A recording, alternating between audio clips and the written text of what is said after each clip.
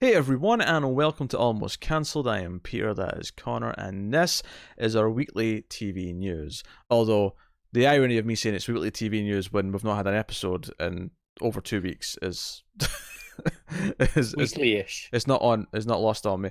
Scheduling has been kind of crazy. We had some delays, and basically it happened. We missed 2 weeks of the show, but we are back. Luckily, the weeks we missed weren't super news packed, because even though I've got essentially news from all 3 weeks, this past week plus the 2 previous weeks, it's not actually that packed a news show. This is post upfronts. Yeah, it's post upfront seasons.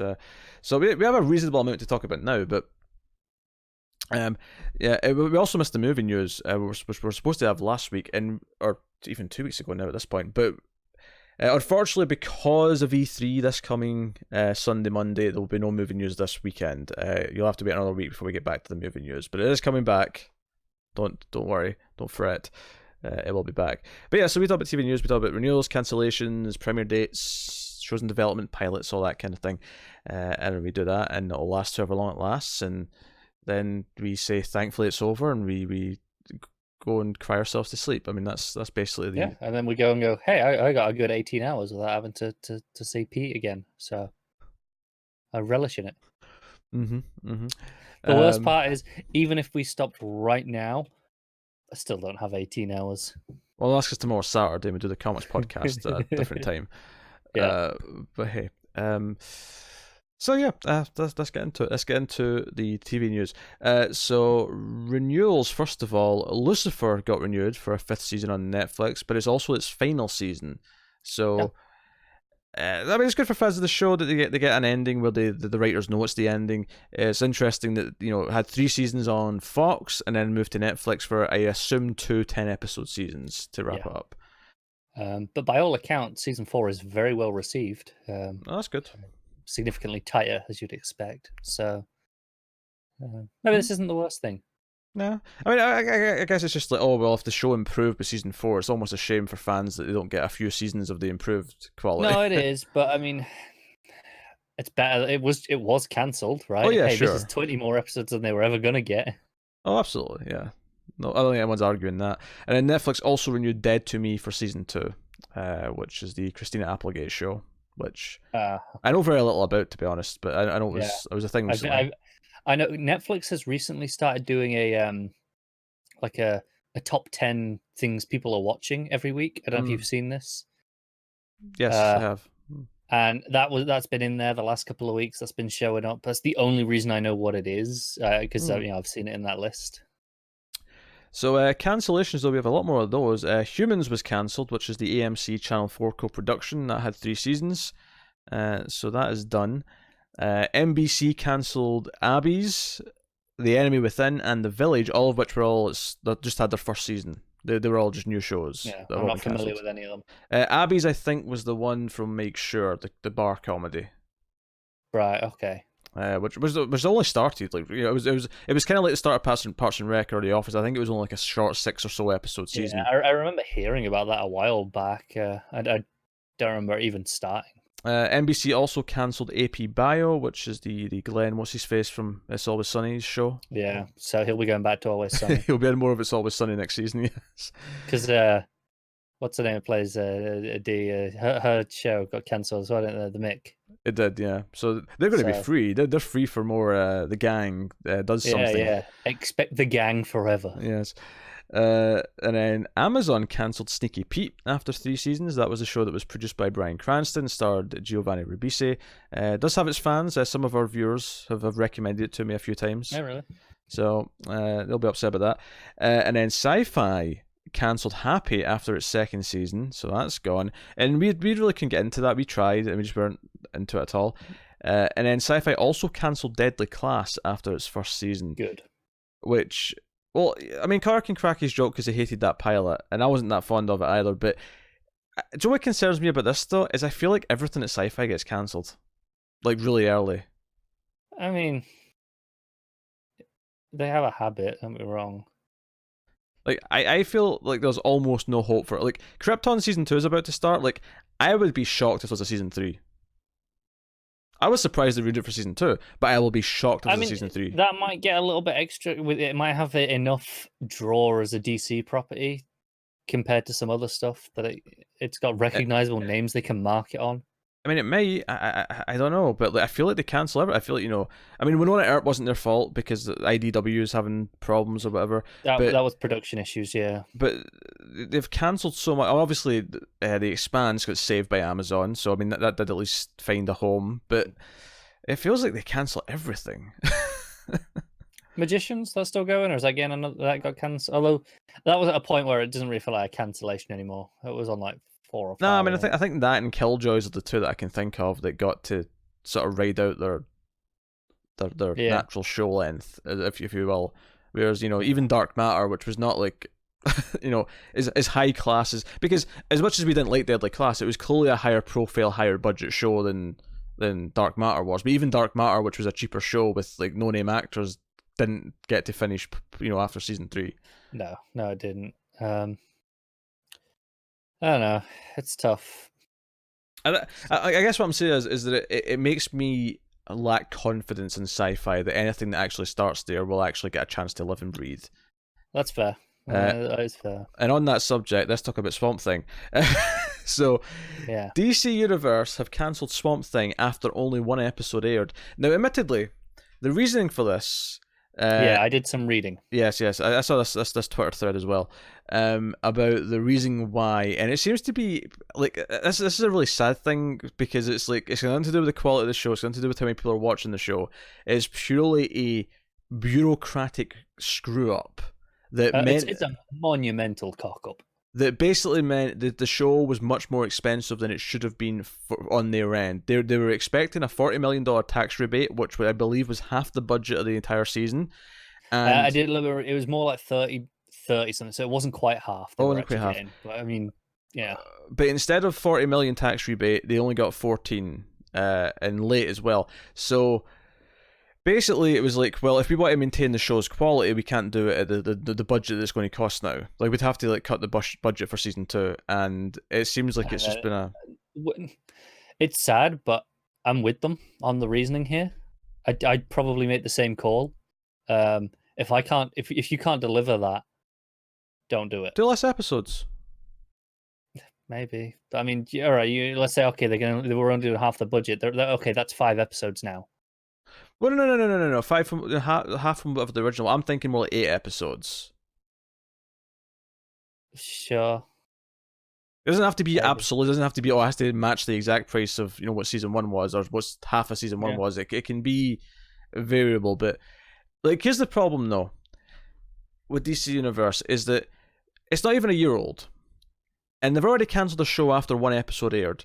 Right? Honestly, for the outlook, I would have waited till it was all aired before they announced this. Too. Yeah, it's insane. It's insane to me they announced this, and maybe it's a contractual thing. Maybe it's because they have to let the actors know by a certain date, and so it has to be public or whatever. Maybe there's a reason like that. Because it does feel like, look, now people are not going to sign up and watch Swamp Thing. Whereas if you waited till even 2 weeks after it finished, people might sign up in that 2-week period to binge watch it. If nothing else, that's a month subscription you've got. Here's the thing, though. Between cancelling a show, it's only their 3rd live action show, right? And I know the animated stuff does exist, but it feels like a different pocket to most people. Sure. 3rd live action show is cancelled before the 2nd episode even airs, and then secondly, the talks that we were kind of hearing from before that were mostly just like it was unsubstantiated rumors, whereas now it feels like there's actually more of a serious, like backed up sources saying that AT&T and Warner Bros. Are reconsidering what the DC Universe app is, or if it has a place in a new thing. Because here's the thing: DC Universe started before the AT&T purchase or merger happened, so they've got kind of new overlords now. So here's the thing: between that and then between cancelling a show at 1 episode in. How can you feel confident about any of these shows? They've not announced anything post Titan season 2, and I'm I want to be excited for Stargirl, but I mean, to be fair, we know Titan season 2 is coming, and then Stargirl after that, and we've got the Harley Quinn show animated show still to come. What's your point? They've still got. No, in terms of content, we've still got from what now up till the end of kind of No, but next I'm not talking about March. having content. I'm talking about believing any of them will actually continue past the point that we've Oh, got. okay, right, I'm with you. Right now, I don't think the odds are good that we're going to get a Doom Patrol season 2. I don't think the odds are good that we get a Stargirl season 2. I don't think the odds are good Probably that we get not, a Titan season 3. I don't think the odds are good, and we may still get them because if they do merge DC Universe with their Warner Brothers app, and there's more news on that later actually,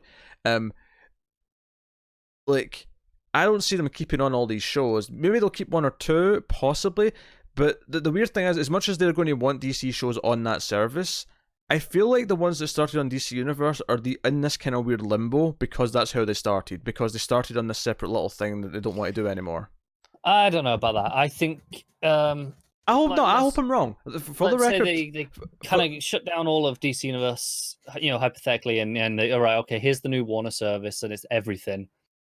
I don't see any reason why they would throw away a show just because of the where it's come from when it's theirs anyway. Well, no, it's not like a stigma thing. I'm not saying they'll say, oh, that wasn't like something we created for this service, we don't want to use it, but just more in a sense that they'll have like a new direction that they want to go in. Maybe they want stuff that's not R-rated, so they won't, or in this case TVMA, right? So they don't want to like continue these ones. They want to do something else that's more friendly for everyone, or maybe like. I just feel like they're in this weird place where I am not convinced, and I hope I'm wrong. I really do. I want more Doom Patrol. I do. No, I would say the cynical business argument for why they continue at least some of these, like at least one or two of them, on the other service, is because you've got an easy way of getting all your subscribers from this over onto the new service, then guaranteed. You don't have to sell them on something new. You don't have to sell them something different. It's like, hey, you like Doom Patrol, here's more Doom Patrol. You just have to come and pay for this one instead now. So you're just transferring the audience across. Maybe. Obviously, they want those people to sign up for the new thing. I don't know if guaranteeing that they all do immediately is actually that big a deal in terms of maybe not, because DC Universe's subscriber numbers aren't like they're not huge. Yeah, they're not that good. They're not amazing. Which is why that we're already having talk of it maybe ending, even though it's not even been a year. If it's one of the lower costs, because if it's a relatively lower cost thing that they can offer, and go, hey, you're going to get more of this one, come across and see it.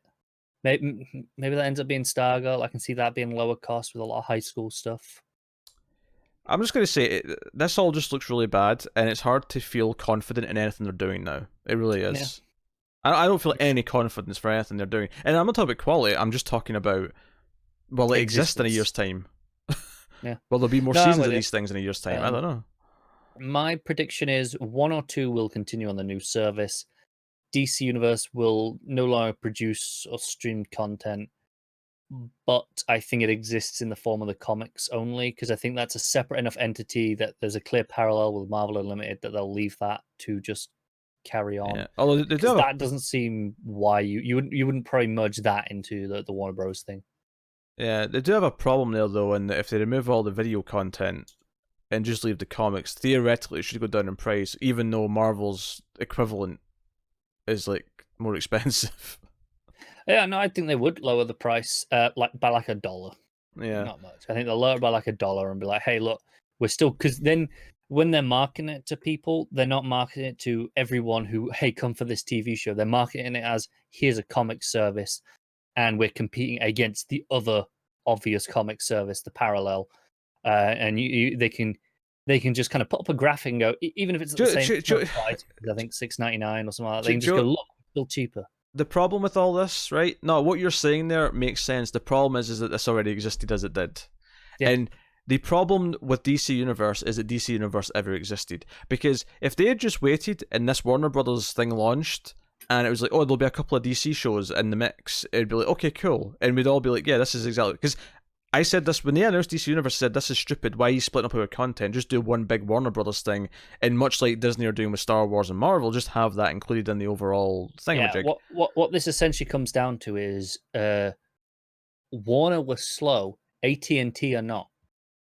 Sure, but what I'm saying is that the problem here is that they did this at all. Them doing this makes everything associated with it kind of murky, because now it's like, well, it's this separate thing. We have to integrate it. So you're devaluing this thing in this way, but you're not in this way. And like, if they just waited, then it would just be what it was. You know, no one would be complaining. And how am I meant to enjoy the rest of Swamp Thing? What Swamp Thing is really good? I'm just going to be annoyed. I'm just going to be miserable. Yeah. I'm actually going to be in a better mood if Swamp Thing gets bad and terrible. I didn't love the first episode, so kind of hoping I feel that way with the rest, because that'll just make it easier. Oh dear. Because we were already concerned that we might love 9 episodes and then get to the last one and be, oh, great, now it's this shite that they just had to rush into production. Honestly, the first episode could go either way, like from there. Like it could honestly get really good or not improve. Oh no, it could. I'm not. I wasn't a prediction. I just more, we were concerned about that being the case anyway, with the the 10th episode not originally meant to have been the last one, and so there was always that attached. But now it kind of feels pointless. Yeah. So it's one thing when it's a limited series, right? Where you go, okay, I know going in I'm getting 10 episodes. Whereas when you expect a longer show and it's cut short, it's much more disappointing. Yeah. Anyway, on to some premiere dates. Orange is the New Black. These are all. No, they're not all Netflix. 2 Netflix, 1 Amazon. Orange is the New Black season 7. The final season is coming July 26th. So you can mark that down if you're a fan of that show. August 9th is the premiere date for Glow Season 3, so I'm looking forward to that. I like that show a lot. And that's also on Netflix. And then on Amazon, Carnival Row is coming August 30th. And that is the one with... Cara Delevingne. Yeah, eyebrows. Yeah. Wasn't there a trailer for this? No, I checked it. There was a short thing. It's just them standing there saying some lines. All it was, because all the headlines were saying trailer, and I didn't watch it. Unless there was another one I didn't get linked to, but the one I clicked on in the article was, like most of it was just there was nothing. Like I decided it wasn't worth talking about. It's like 40-second thing. It's just them standing there talking like back to back. It's just there's no like scenes or anything like that. Yeah, that's not a trailer. Piss off. No. But speaking of trailers, we do have some trailers to talk about. First one being Westworld. This is how long since the last news episode. This actually aired after the Game of Thrones finale. Did this Westworld season 3 trailer? It confirmed it's coming 2020. So not surprising, but there was. I mean, it was confirmed before it was coming 2020, but before that was confirmed, there was hope that it might be like an October-November thing this year. Yeah, but it was always a hope, right? Not an expectation. Well, yeah, but it wasn't just a hope though. It was precedent because the gap from season 2 was the same as season 1 to 2. That there was a mathematical reason to think it might come in that period. I'm not disputing you. But yeah, so Westworld season 3, and it did this neat thing where it focuses on new characters. Aaron Paul's in there. You can see Lena Waithe for a second as well. But he's narrating and he's talking about his life, and he's kind of this down his luck guy. He's a thief, and basically he's kind of. I don't know if we call it a midlife crisis, but he's talking about looking for something that feels real, for a person that feels real. And it ends with him stumbling into this tunnel, and this woman's like coming up, and then when you finally see the light hits her face, it's Dolores, and that's when you get the Westworld logo. Yeah, I'm looking forward to this. It's all out in the city, and it's totally different vibes. Yeah, we got flying cars in this trailer. I like, he's sat like it's like a construction site thing, and he's like sat on the metal beam, and you got like the robot next to him. I'm like, okay, I'm digging this aesthetic. Yeah, this season's really shaking things up, which we knew it was going to, but it's actually nice to get a glimpse of that. Yeah, I mean, this is no different to where we left, really. At the end of last season, it's more just, hey, look, we are committing to this. Well, it introduces to a new character. No, I mean in terms of the setting that I was talking about there. Which I assume is like going to be like one of the main characters of season 3 is going to be Aaron Paul's character. I would have thought so, yeah. Yeah, this trailer certainly presented him that way. And if this is your first trailer, this is what you're showing us. Okay, this is what to expect. Yeah. So yeah, no, that's good. But it was something we had to talk about. As does the Picard teaser trailer, which got released as well, where we see the fields, and we have him being asked his name. Yeah, and that's pretty much it. I know Trek fans, hardcore Trek fans, are reading a lot into things in terms of the music. I know some of the music calls back to a big episode of Next Generation. Sure. Which I'm sure will be exciting when we get there, because obviously Yeah. we were just on the cusp of finishing season 1 of Next Generation right now, so we're quite early on. Yeah, he's running a vineyard. Yes. So I sense some sales tie-ins. You know how like Kingsman did all the whiskeys and stuff like that when the movies come out. Not really, but sure. Well, they did, and they did like with the second one they did that, and the first one they did all like the suits and stuff like that. I suspect we will see some Picard wine, when this hits. All right. The more interesting trailer though.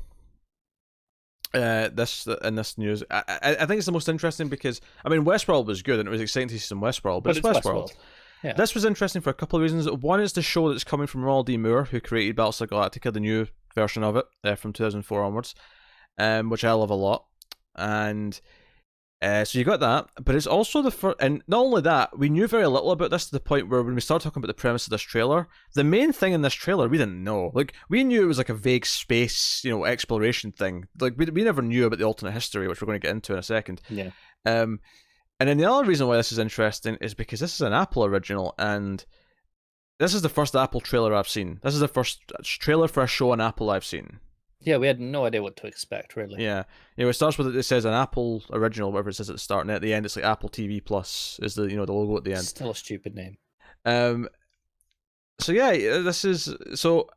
I like how this trailer plays out, because it actually starts off and it almost feels like it's just like based on the true story, right? It's like, oh, we're in the space race, we're trying to get to the moon, we're hearing the president say that, and we're like, it's all this stuff at NASA, and it's like, okay, this is a live feed, and everyone, the nation's in shock, and then it says, yeah, the Russians have landed on the moon, and it's like, wait, what?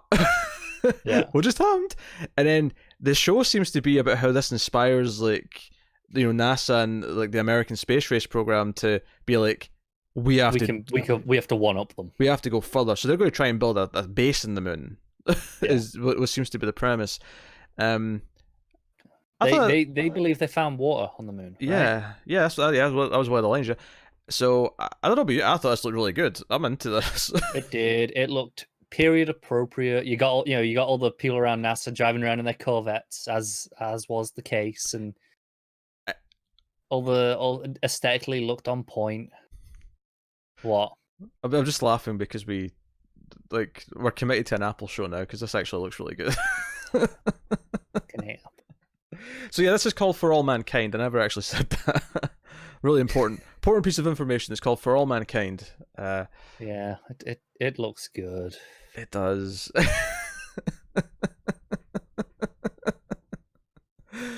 Oh, I love it. And given that we got a trailer for this, I assume this is going to be early days on the service. This might be this year. It said fall, I believe, in a news article that I saw. Okay, there you go. Maybe even launch. Maybe even the launch of. I mean, I can see it. Yeah. Yeah. So it has me interested. So. Yeah. I wanted this to look shite. That's the other thing as well. It looked didn't look cheap. It looked like they've got all the effects of all the the ships going up and the rockets and whatnot. I don't need any more subscriptions in my life. You can bounce between them maybe depending on what's not on something else. No, because I've got like a good handful of what I use consistently. Mm-hmm. What you should do is have like a rotating one. One final slot that rotates depending on what you need. I need them all. I feel like this is just a psychological problem now. So, yeah. Maybe Paige pay for some of them. I don't know. She's not using it. Why is she paying for it? She's I'm not watching this shitty Apple show. No, but she watches stuff in the other services. Make her pay for the other ones. You just pay for Apple and Disney, because I know you want your Disney one. She pays more rent than I do, so it evens out. You just provide entertainment. Pretty much. Yeah. She makes way more money than I do, so just. Dear. All right, so that's For All Mankind. Looks pretty good. So check out the trailer. And Joel Kinnaman's in there. I noticed Bobby from The Wire. Or Bobby from The Deuce. Is it Bobby in the Deuce or is it Bobby in the Wire? Which one's he called Bobby in? Deuce, I think. I think it's Deuce. Okay. Yeah. Yeah, I think it's the Deuce. But I knew him from The Wire first, which is why I got confused. But yeah, he's in there. He's one of the NASA guys. So, yeah. Cool. I feel like Joel Kinnaman's like determined to make up for Altered Carbon because he was in Hannah and he was pretty good in that. He wasn't amazing, but he was pretty good. And then he's in this. He didn't do anything wrong in Hannah. And then wrong. And I feel like his look is good for a 60s. And his hair in this, he's all made up for the 60s. Slicked, yeah. It looks appropriate. So, we'll see. So we'll move on then. So, swinging back around to something we mentioned a little bit when we were talking about Swamp Thing is the Warner Media streaming service. Whatever it may be called. We're hearing reports, although Warners themselves are denying this, but there's apparently as they would, yeah. The Wall Street Journal, I believe, are reporting anonymous sources. It's a pretty reputable place to get this information from, though. Yeah, it is. So here's the juicy part of this, right? And it's kind of good back to when I said earlier on that back before when they announced DC Universe, said, why are you doing this? Just do one big Warner thing that includes everything. Don't because they've got a separate boomerang thing. Like, no, just include everything so that a family can justify spending whatever it is on a service, and then it's there for everyone. Like Disney are doing. Pretty much, yeah. So the proposed price here is the sketchy part, but the buzz is that it will include HBO. And it will include Cinemax, and it's okay. So that's a good chunk of value for a lot of people. Yeah, because HBO on its own is already like pricey. HBO Go, just the streaming version, is already a fairly pricey endeavor compared to other streaming services. And apparently the price point will be around $16 to $17, which is like a full 10 more than Disney's.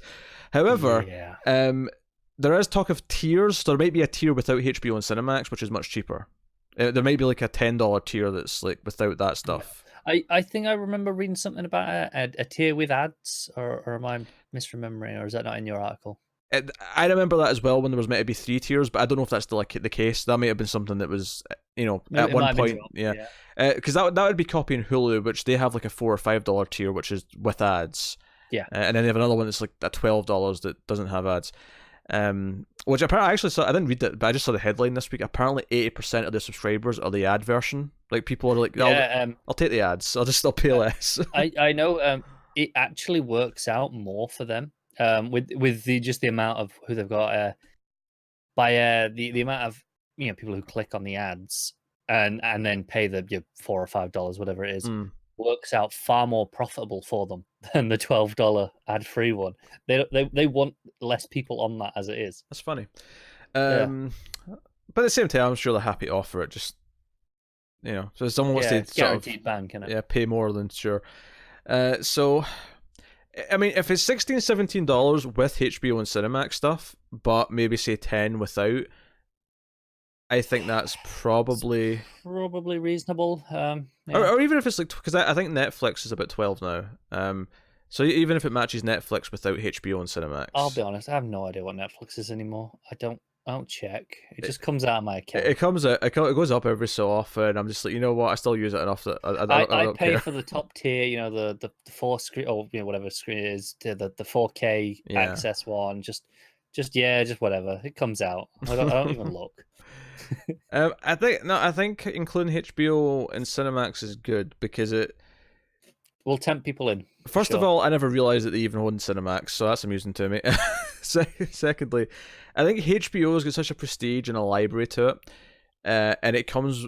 Obviously, the weird thing here, of course, is that you can't include the value of the movies in HBO to an extent because obviously Warner Brothers are going to have their movies on this service anyway, right? But what HBO does is it brings all their original content. It brings... Which I think is, these days, the draw of HBO. Oh, for the most part it is, yeah. Yeah. I would say that too. It does make me wonder, though, because HBO is still a traditional movie channel, and obviously they have movies from other companies, does that mean if it includes HBO that they can also stream movies from other companies that they've got rights to for HBO? How does that work on HBO Go? Do they keep that as a separate app, maybe? It's like, okay, you have access to HBO Go now, but you still have to sign in, or not sign in, but you still have to switch to the HBO app. Maybe. So you can. It seems clunky though, doesn't it? It does seem clunky. So I wonder if that's something that maybe over time, like I wonder if they just disregard the other movies and just be like, look, HBO gets you access all HBO programming. Yes. Which, if you combine with Cinemax, makes it even a bit more tempting as well. And like I say, I think most people who are signing up for HBO Go are there for the original content. Yeah, I will say the Warner service, at least to me, is more tempting than Disney's. Even though I'm interested in the Marvel shows. Admittedly, it's not like I'm not interested at all. But and again, I think one of the things here that this is priced so much higher than Disney is, again, it's a value thing. They've already established the value of what HBO is. So saying that HBO is including this, it already looks. I mean, let's say we didn't know Disney's price, right? It was just no. You get their new streaming service with all of Warner's back catalog. Presumably, DC shows will be wrapped into it as well. All of Warner's own TV shows, plus you get all the HBO content at this price. We would be saying this is good value. It only looks bad. For the record, yeah. I just checked. HBO Go is $15 a month on its own. So I was gonna say, you've made me lost my track of mind. Anyway, value. Yeah, it looks valuable on its own. It's just when you compare it to Disney. Although I would make an argument here to an extent that Disney aren't doing R-rated content, right? They're doing that on Hulu instead. So I'd almost make an argument here that Warner's is almost like the Disney one plus Hulu together. You could argue that, yeah. Whereas if you want both with Disney, you need Disney and Hulu. Yeah, but I mean, like I say, perception is everything. I know there's a famous story. This is a whiskey story that I love, but this is a really good story in terms of marketing. That in the 80s, vodka was all becoming really popular, and all the clear spirits, they were cheaper to make. They're quicker to produce. Whiskey and etc. was going out of fashion. So all the whiskey started dropping their prices to try and compete. And the only one that didn't was, I believe, was Maker's Mark, and it sold itself on being a premium price because it was a premium product. Did it work? Yeah, it was massively successful. I think it can work to this day. I think it can work because I think HBO already has that prestige sheen to it. Like people, it does, yeah. People think of that as a prestigious thing to have, and like you say, $15. That's probably more than what Netflix is, and people are happy to pay that. Oh no, it definitely is. I mean, I don't know if it's more than the 4K package. Yeah, I don't know, but it's definitely more than the main like HD 2-screen one. Current Netflix cost, because I have no idea. When's this dated? April 2019. Okay, the premium plan will increase from 14 to 16. The regular HD will go from 11 to 13. So it's only $3 or $4 more than the regular plan in Netflix, but it includes HBO on top of, yeah, what I'm presuming is going to be Warner's entire back catalogue of movies, which, for the record, I think might be, if not the biggest, one of the biggest back catalogues. It's bigger than Disney's. Oh yeah. Warner Brothers' back catalogue is freaking huge. It is. It is definitely huge. Obviously, Disney has the advantage of being so well regarded in it does. In what it's got. If you like classic movies, though, Warner Brothers have like tons, ridiculous amounts of them. So no, I mean that's an interesting one, because Warner's in, to an extent, I mean Universal's definitely not got as much, but Universal likewise has been around for so long and they've been making movies. I mean Disney's been around for a long time, but if you go back to the early years of Disney, I don't think they were making that much outside of the classic animated stuff. Yeah, like I don't think they were making other things until, not for a couple of decades at least. Yeah, until later. So. No, it's interesting. The streaming wars are coming, and we'll see how it shapes up. And I think for a lot of people, like it's going to be a case of swapping them around. When okay, I'll have this one for this month. I'll watch the content I want to watch, and then I'm going to switch to the Disney one because I want to watch these two shows, and then I'm going to switch to this one because. It's why I think we might see a switch back to weekly releases. Hulu obviously already does that. Disney have said they're doing that, at least on some of their shows. Because we know DC Universe has been doing that because they want to keep people there. Yeah. One show of 10 episodes, that's 3 months of subscription if people want to watch that weekly. Yeah, and unlike DC Universe, though, we should be at a point with these bigger ones with Warner and Disney where there's overlapping shows, and there'll probably be like 3 at a time, maybe 4 at a time. They can run like a network and run 2 or 3 shows a week, different days, so like a Monday, Wednesday, Friday slot. They very well could. They could even do 5 a week. They could do every weeknight. They could, depending on. They could do it every weeknight, and then Saturday night's the night that like the new movies get added. Like that could be the system. It could be, and let's be like, if Netflix took that approach, to the all right, we're going to do it weekly and drip feed episodes.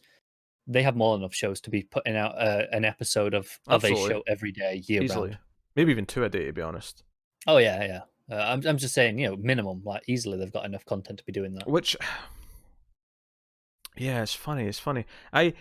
Because part of me wants that because it's easier for us to cover, and it gives us the Yeah, and we've spoken about this before. Yeah. I actually prefer watching stuff like that. I don't really enjoy binge watching shows as much as I used to. I like at least 1 or 2 a day tops. But I like the weekly break. I like the way episodes sit in my head for the most part. No, I get that. So I think for that reason we might see this Warner one still functioning like that, and same with Disney. It's funny because I know Amazon, obviously they traditionally it's here's all your episodes in one go, right? Mm-hmm. The one exception I can think of was the Grand Tour, the Top Gear replacement, where they spent a stupid amount of money on it. They spent a stupid amount of money on marketing it, and they released it weekly because they wanted people to we want 3 months out of this. Do you want to make a bet about the Lord of the Rings show being weekly? I think that won't be the first thing they do it with. If we get to that stage and it's weekly, sure. They'll have already tested the waters with a couple of dramas in that way already. That won't be the one that they go, okay, we're doing this weekly now. Again, though, I would actually be okay with shows on Netflix and Amazon being weekly. I would actually be into it. And me too. Admittedly, part of it is because it just makes our life easier for scheduling like content and reviews, because it means 1 a week's easier to work around. When Netflix and like Amazon dump us with like 2 binge shows at the same time, we're like scrambling trying to like find time to do them. Oh yeah. Our schedule for the next like 6 weeks is meticulous. So yeah, but it's interesting. Like Warner's so big that their service does seem kind of appealing, especially because I'll give you a slight spoiler for a later story here. There's an original being greenlit for Warner's service, so they're going to do original content just for the service as well. It's not like they're just pulling in content from. I think they had to. Yeah. That's the only way to compete in this streaming war, right? Is you've got to have that original content draw on top of the other stuff. They've learned from Netflix, I think, where Netflix relied at first on other content because they could, but they've now built a brand on their own things, and it's worked, and they know that they've got to follow on with that. Yep. So we'll move on.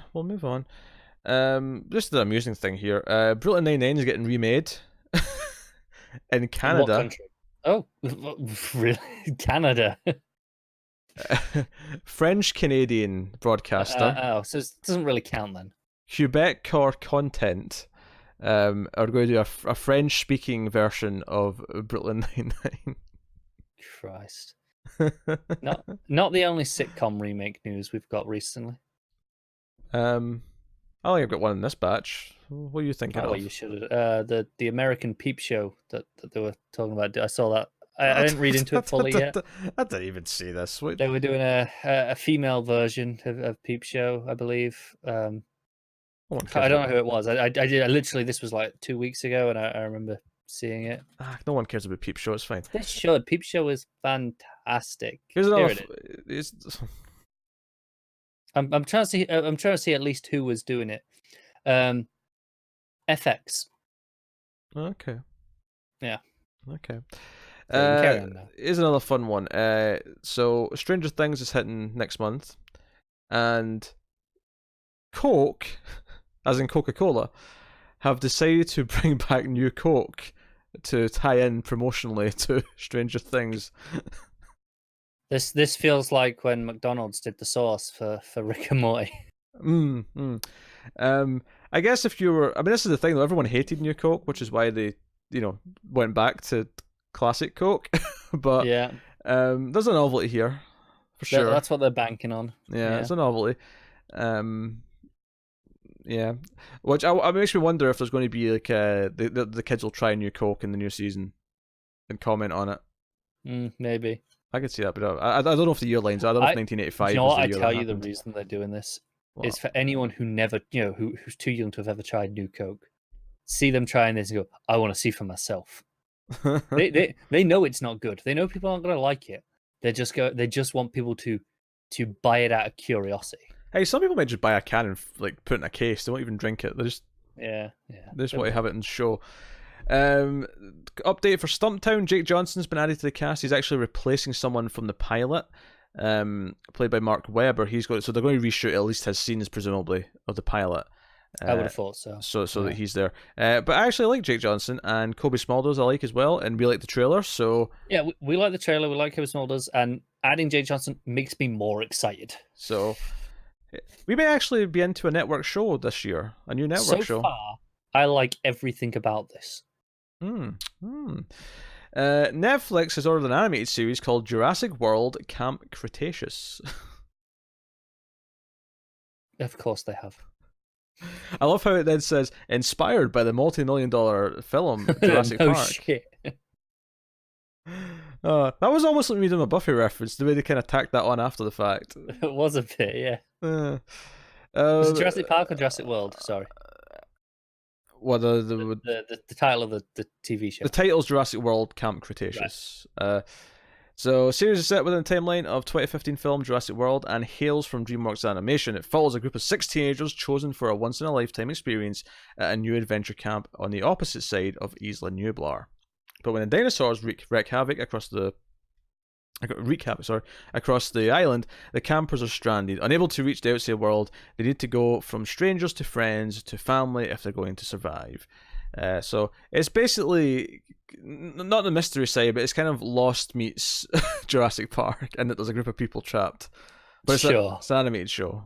That's what it is. Not particularly high hopes, but you never know. Next up, Netflix again have ordered a 16-episode season of the expanding universe of Ashley Garcia. It's a multi-camera Latinx comedy series, co-created by Mario Lopez, who I believe is the actor from Saved by the Bell, if I'm remembering his name right. Might be. I think that's Mario Lopez. I mean, people can correct me if I'm wrong, but I feel like that name's ringing a bell. And Speechless and Melissa and Joey producer Seth Kurland. The expanding universe will center on Ashley Garcia, and newcomer Paula Chavez is playing her. The world's only 15-and-a-half-year-old robotics engineer and rocket scientist who gets a chance to work for NASA.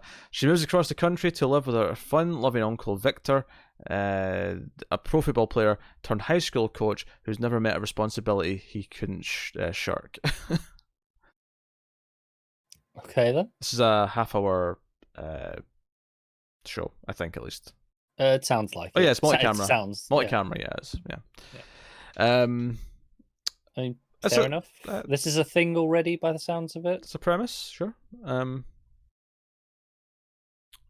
I have nothing to add about it. I have nothing to add on this one, except that very smart kid, apparently. Next up, Showtime are developing a comedy show with Lily Wachowski. One half of the Wachowskis. It's called Work in Progress, and that's not a working title. It's just called Work in Progress. Very good. Yes. So the Wachowski is going to co-write and executive produce. It was created by comedian Abby McEnany and Tim Mason. It premiered this year's Sundance Festival. It premiered? What? I guess they did a pilot already? I guess. That's weird. Yeah, I guess they already did a pilot, so it's obviously they're doing the rest of the series now, but the pilot's already happened, apparently.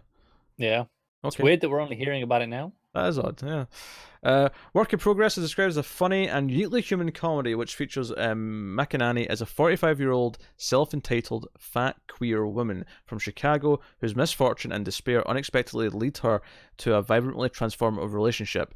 Chicago-based performers Theo Germain and Karen Angelin co-star alongside Celeste Picos. Yeah, I wasn't feeling confident on that name. So, yeah, it's just a comedy on Showtime, which I imagine means it'll be, a bit more mature, a bit more edgy. Probably. Kind of I don't thing. know if I've ever seen a comedy on Showtime. Neither have I, actually. I imagine it's probably a lot like a comedy on like FX. Yeah, probably. I'm thinking like not so much It's Always Sunny, but all the other ones. Yeah, no, I know what you're on about. Yeah. All right. So, and then the one network comedy here. ABC has formally ordered a pilot for a comedy series based on the life of comedian Nate Bargatze. The Untitled multi-camera project is originally set up as a put pilot commitment for Fox, but it's moved to ABC last year. Bargatze will star in the series. In addition to writing and executive producing, the project will be in contention for a potential mid-season pickup. So it could be, something we get early 2020. Yeah. If they're going for it. The series follows Nate and his wife, who choose to move from California to Nate's native Tennessee, where his parents are still alive. Sorry, where his parents still live.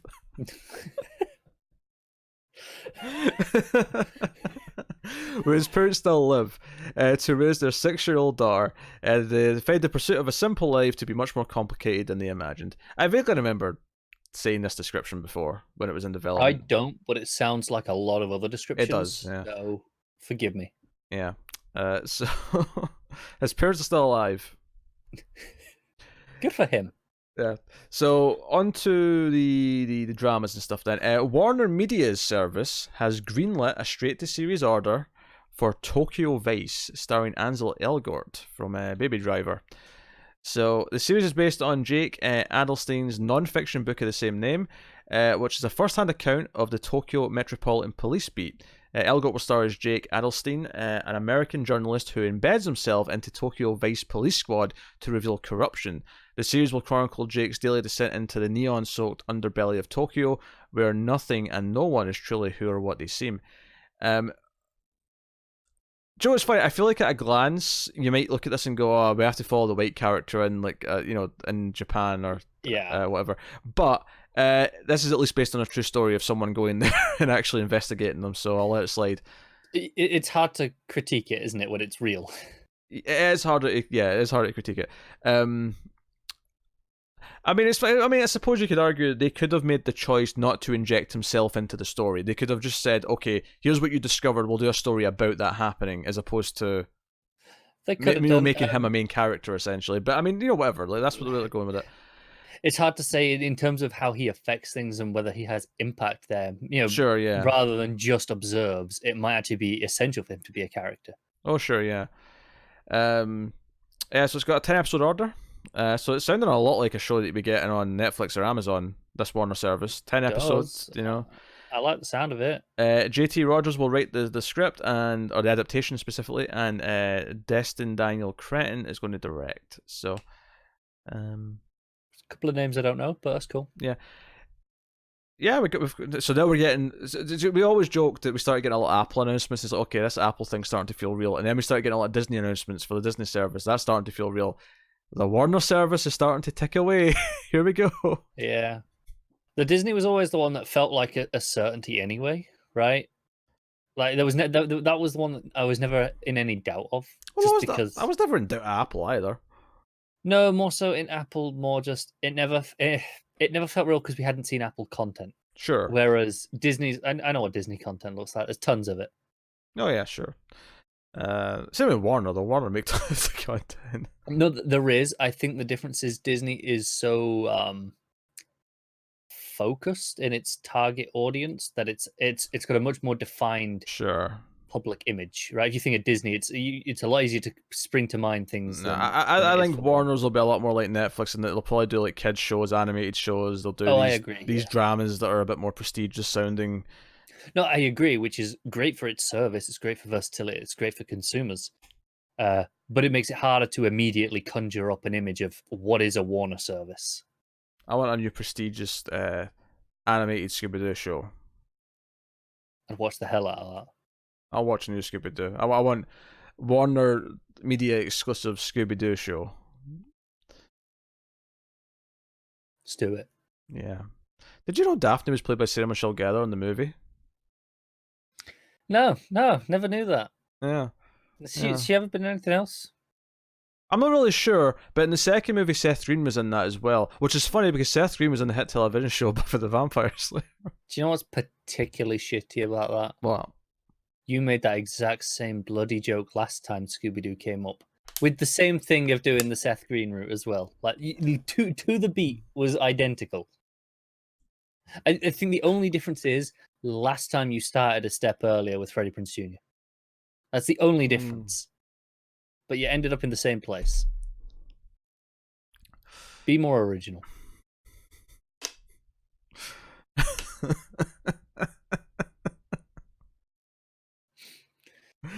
Well, you want me to go more of a roundabout way just to not do the obvious one? Just don't go, oh, Seth Green. Yeah, he was there too. Okay. You did that one last time. All right, okay, fine. Sarah Michelle Gellar was in the Scooby-Doo movie. And she was in that movie with her husband, Freddie Prinze Jr., which is funny because Freddie Prinze Jr.'s movie, She's All That, actually filmed at the same high school that Sunnydale High was filmed at in the hit television show Buffy the Vampire Slayer. There we go. That's better. A bit more effort into it. And Sarah Michelle Gellar actually had a cameo in that scene. Of course she did. I saw that movie, I did a double take, because she's just like an extra. She's like sitting at a table and takes a plate, and I'm like, was that Sarah Michelle Gellar? What the hell's happening? It's just because they were filming at that school. Like, they were there because Buffy was filmed there. Yeah. Anyway, Hulu has given an 8-episode series order to a horror anthology series based on a collection of short stories called North American Lake Monsters Stories. I assume the show will just be... Is this made just for Matt? I assume this will be from North American Lake Monsters, or even just Lake Monsters, maybe the show. This might be the most specific horror anthology I've ever seen. This the stories were written by Nathan Bollingrud. What a name. And it's coming from preacher, writer, producer Mary Laws, Under the Shadow and Wounds filmmaker Babak Anvari, and Looking Toe. The Untitled, so the show's actually untitled still, technically. The Untitled Mary Laws Project, which it tells me is a working title. Thanks for that. I wasn't going to assume that when they released the show, it was going to be called The Untitled Mary Laws Project. That would be weird. Oh, jeez.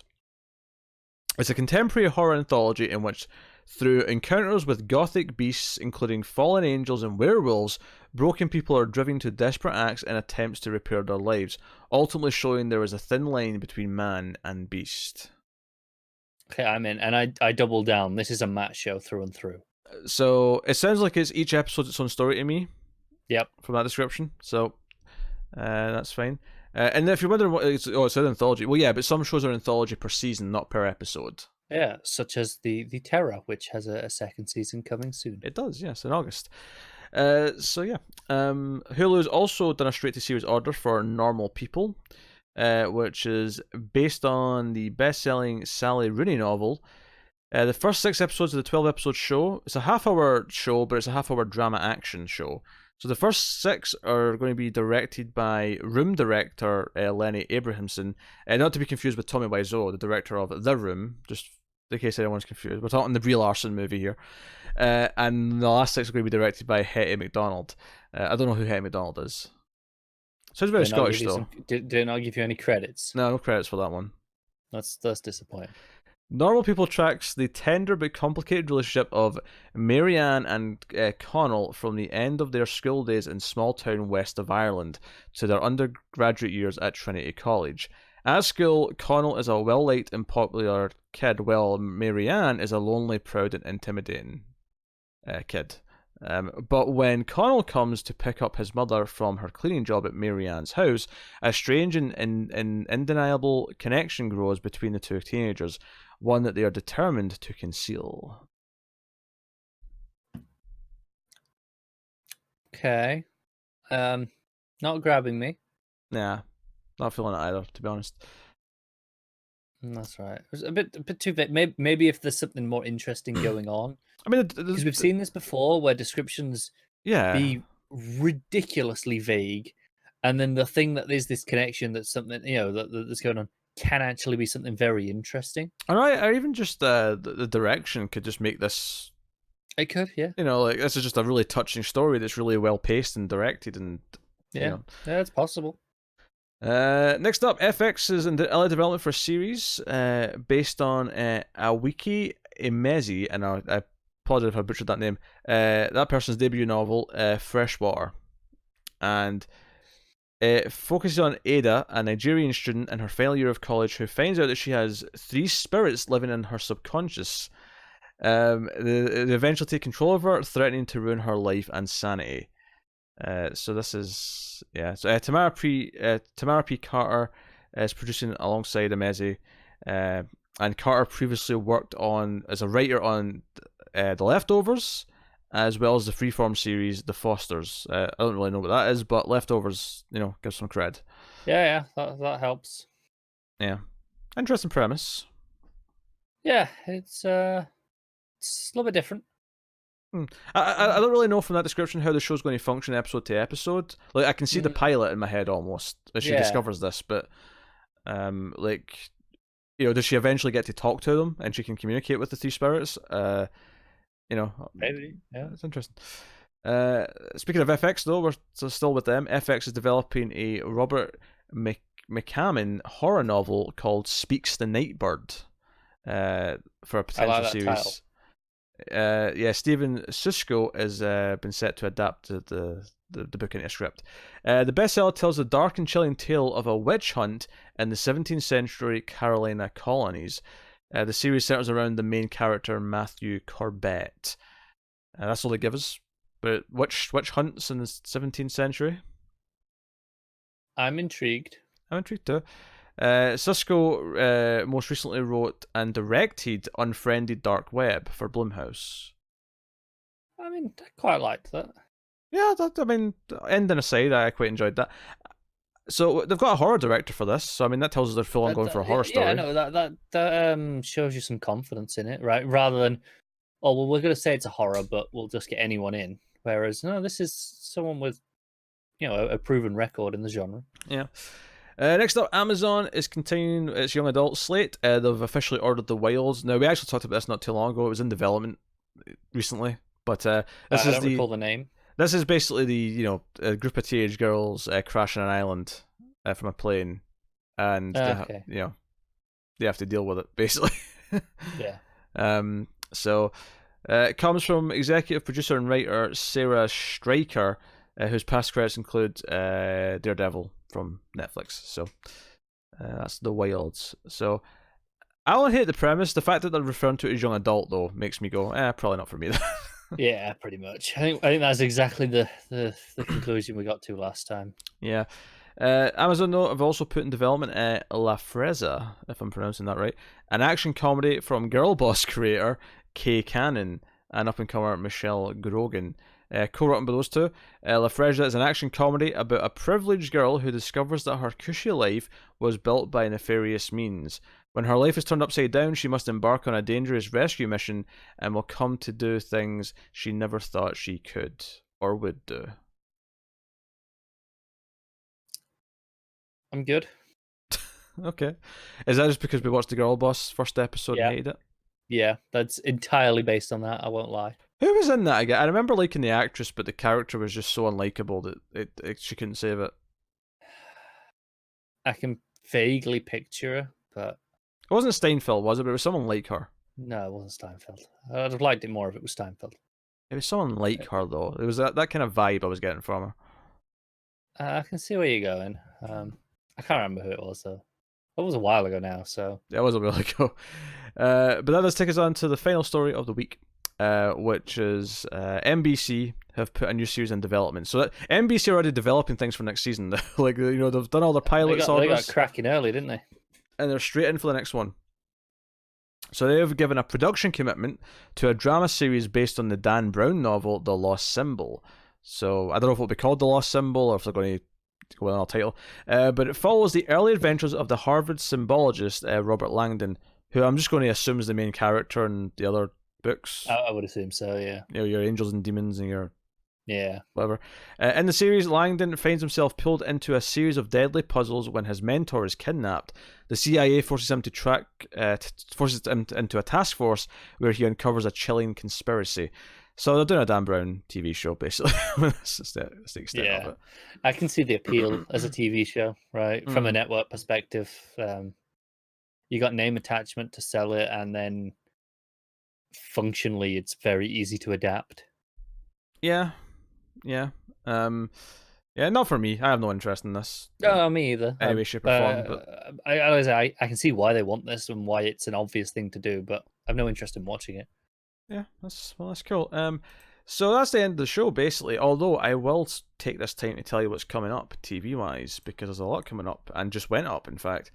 So yeah, it's been busy. Yeah, I'm just pulling up my schedule here so I can actually see it all, because it's too much to think of. So Black Mirror Season 5 launched this past Wednesday, which is a weird day for a Netflix show, but it did. And we have the first 2 reviews up at the time of recording. In fact, all 3 will probably be up by the time this news goes up. So you can actually go and check out all 3 reviews for Black Mirror Season 5. Handmaid's Tale also came back for Season 3 this week. And at the time of recording, again, we have 2 up. It will definitely be after the news before episode 3 goes up, because they put the first 3 out. It is a weekly show after that, but they did put up 3 in the first week. Because Hulu. Because Hulu. So check out that if you're interested. And then next Friday, we have Amazon giving us Too Old to Die Young, which is the Nicholas Winding Refn directed, Ed Brubaker written, stylish as hell looking masterpiece to be. A masterpiece to be. We're looking. This is probably the most excited we've been for an Amazon original. If this is disappointing, it's gonna hurt. It is going to hurt. Yeah. This isn't just gonna be oh well. This is gonna hurt. Yeah. It is also worth mentioning that the DC TV podcast we do, Television from the Multiverse, will include the season 2 premiere of Krypton next week, so that's coming back if you're interested in that. So, and the last episode had the first episode of Swamp Thing. So. Yes. So that, anyway, it's also worth mentioning that Firefly, we started doing already cancelled episodes on Firefly because we passed the goal on Patreon. So the first one is already up publicly. The second one's up for patrons at the time of recording, so you can check out that as well. And then just keep in mind, just sort of loosely in your heads, that Dark's coming back in a couple of weeks' time, and then a couple of weeks after that, Stranger Things is coming back. So busy TV time. And just an update, obviously, you may have noticed 3% launched today as we're recording this, I believe, on Netflix. Oh, you're right, it was, yeah. And we have not mentioned that, and we're not covering it yet. We're very busy with all those other shows we just mentioned, so we will be doing it after Stranger Things, I believe is the plan. Yes, assuming Netflix don't announce something for that week, and then we'd never get a gap again. That is the plan. Yeah, so that's well worth mentioning. So a lot of TV content going around, and then I think the final thing here, just in case you haven't been into video games, this happens to be the E3 weekend coming up, Sunday, Monday specifically, where all the conferences happen.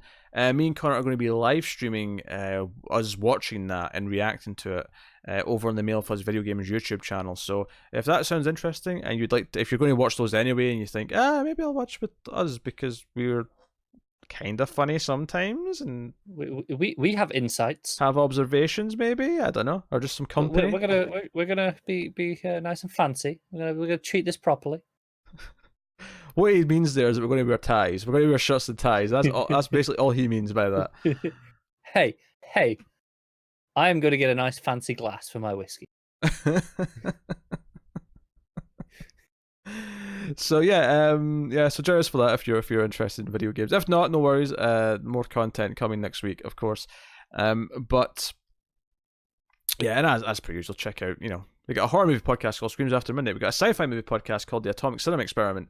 We have a Patreon, patreon.com/MailFuzzTV, where you can support us for as little as $1 per month. You get bonus episodes, you get some stuff early, but mostly you get to just feel the warm embrace of helping keeping the reviews coming and all the content continuing, all that sort of thing. And after Firefly is finished, you will get a chance to vote on what we replace it with, depending on what tier you're at. Yeah, depending on the tiers, because that's at the $10 tier. Let's not oversell that. Yeah, I'm not saying for anyone. I'm just saying, but it's there. Yeah. But yeah, go have a look at the Patreon and see if there's anything that tickles your fancy or you want to support us. You can also like and subscribe, comment, let us know what you thought of the news this week, and you can also get us on the Twitters at mailed_fuzz. But otherwise, that is us. So thank you once again for watching or listening. We always appreciate it. Keep watching TV, guys. Have you got any vanilla?